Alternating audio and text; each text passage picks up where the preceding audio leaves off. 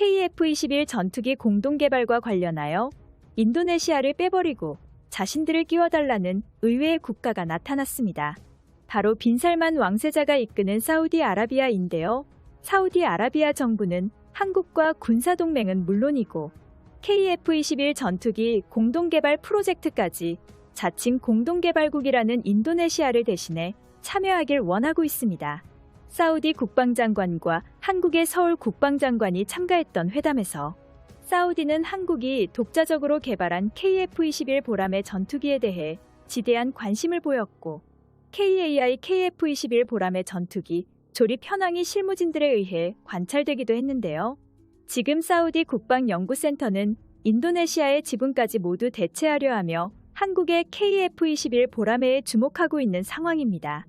말 그대로 대한민국의 최첨단 기술력, 위상을 제대로 보여준 현 상황에 대해 인도네시아 정부의 고위 간부들과 군장성들은 진심으로 당황했으며 과거 분담금 문제로 한국에 되도 않는 갑질을 하려 했던 지난 날들을 후회할 수밖에 없을 것입니다.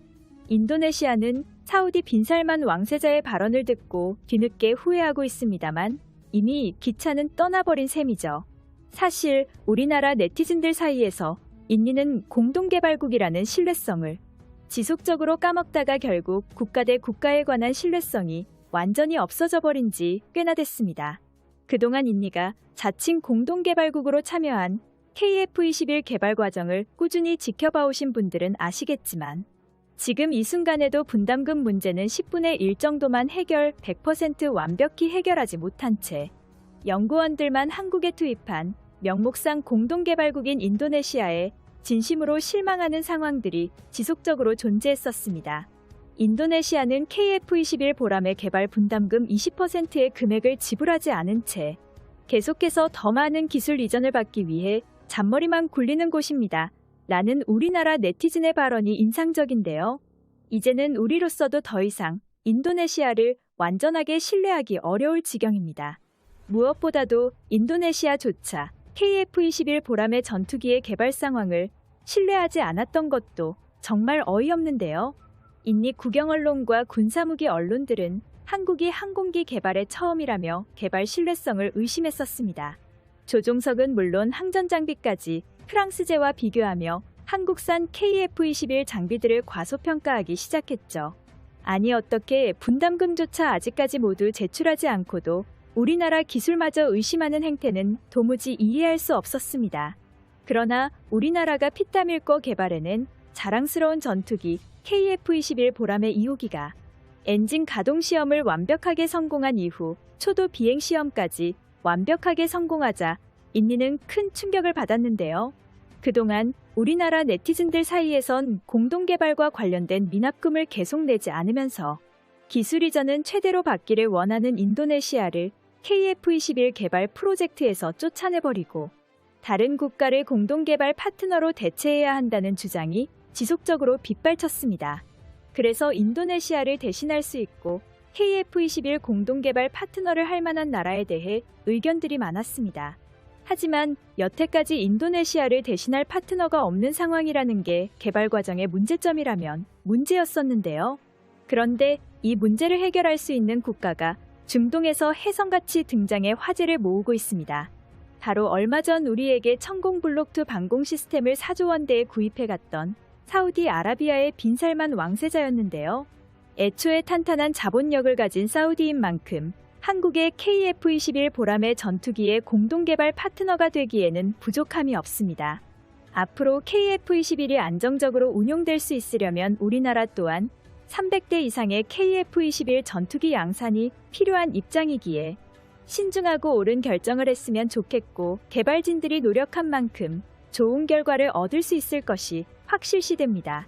그렇다면 빈살만 왕세자 그가 최첨단 전투기들 중에서도 아직 개발이 완료되지 않은 KF-21에 지대한 관심을 드러내는 이유는 뭘까요?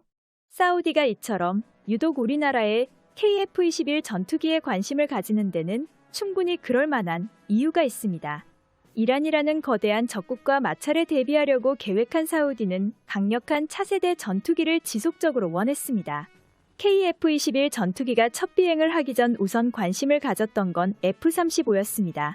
그러나 미국이 F-35 수출을 금지시키자 다음 국가는 러시아로 바뀌었는데요. 그런데 현재 러시아제 무기를 구매하면 서방 국가들의 무지막지한 경제 제재가 가해지며 러시아는 더 이상 최첨단 전투기에 들어갈 최첨단 반도체와 핵심 부품을 얻을 수 없게 되었고, 이로 인해 사우디 빈살만 왕세자는 미국도 아니고 러시아도 아닌 다른 대안을 가진 국가를 알아봐야만 했습니다. 그러던 중 사우디 국방부의 눈에 보인 것이 독자적으로 업그레이드 가능성을 지닌 최첨단 전투기 KF-21 보람의 비행에 성공한 대한민국이었는데요. 이미 과거에도 사우디는 한국으로부터 최첨단 탄도탄 요격 시스템인 천공 블록2를 4조 원 규모로 도입하기도 했고, 한국과 여러 다양한 군사 협정을 맺었던 적도 있었기에 이것이 매우 훌륭한 선택일 것임을 빈살만 왕세자는 확신했습니다. 사우디아라비아가 보기에도 한국의 KF-21 전투기는 높은 잠재력을 가지고 있으며 가격 대비 뛰어난 성능을 가지고 있고, 이를 제대로만 발휘한다면 사우디에서 처음에 가지려고 했던 F-35 전투기와 대등하거나 오히려 이를 능가하는 성능을 가진 강력한 전투기가 될 수 있을 것으로 분석되고 있습니다. KF-21가 블록3까지 목표한 대로 대성공을 거둘 수 있다면 사우디는 주변의 적국들에 비해 확실하게 우위를 확보할 수 있는데요. 이 같은 상황은 300대가 넘는 KF-21의 전투기를 양산해 대규모의 경제를 이루고 인도네시아를 견제할 공동개발 파트너가 필요한 우리 한국에게도 상당한 호재라 할 수 있습니다. 현재 상황을 보면 이란의 위협 속에서 사우디는 최신형 전투기를 도입해 공군력을 갖춰야 하고, 이들을 위한 가장 유력한 대안은 한국의 KF-21 보람에밖에 없는 상황입니다. 현재 한국항공우주산업은 KF-21 전투기의 복자기 형태인 8호기도 모자라 제작 공정이 순식간에 진행되는 사천 공장의 추가적인 증설을 포함해 파스 시스템의 강화로 초정밀 무인 로봇을 새롭게 투입시키는 것을 사실상 확정지었습니다.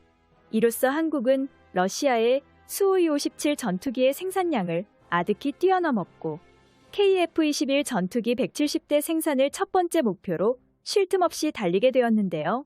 한국의 계획대로 KF-21이 개발되기만 한다면 사우디에게 KF-21은 더없이 만족스러운 대안이고, 이를 통해 4.5 세대 최강 전투기로 불리는 프랑스제 미라주 전투기를 대체하게 될 텐데요. 게다가 사우디는 한국에서 도입한 KF-21을 개량해 공군력 우위를 가질 블록3 5세대 스텔스 전투기를 확보하고, 한국은 수출 이익과 함께 개량을 통한 추가 이익을 얻을 수 있을 것입니다. 이는 우리도 더 저렴한 가격에 더 많은 KF-21의 전투기를 더 높은 성능으로 개발할 수 있는 기반을 마련하게 될 것은 물론이고, 방산 무기 수출에 있어 가장 강력한 무기인 실전 경험을 무한히 쌓게 해줄 수 있습니다. 급박한 국제정세 배경 속에서 대한민국이 차세대 전투기를 같이 개발할 새로운 파트너 사우디아라비아를 만난 것은 정말로 다행인 것 같습니다. 시청자 여러분, 영상을 시청해주셔서 감사합니다. 여기까지 정말로 고맙습니다.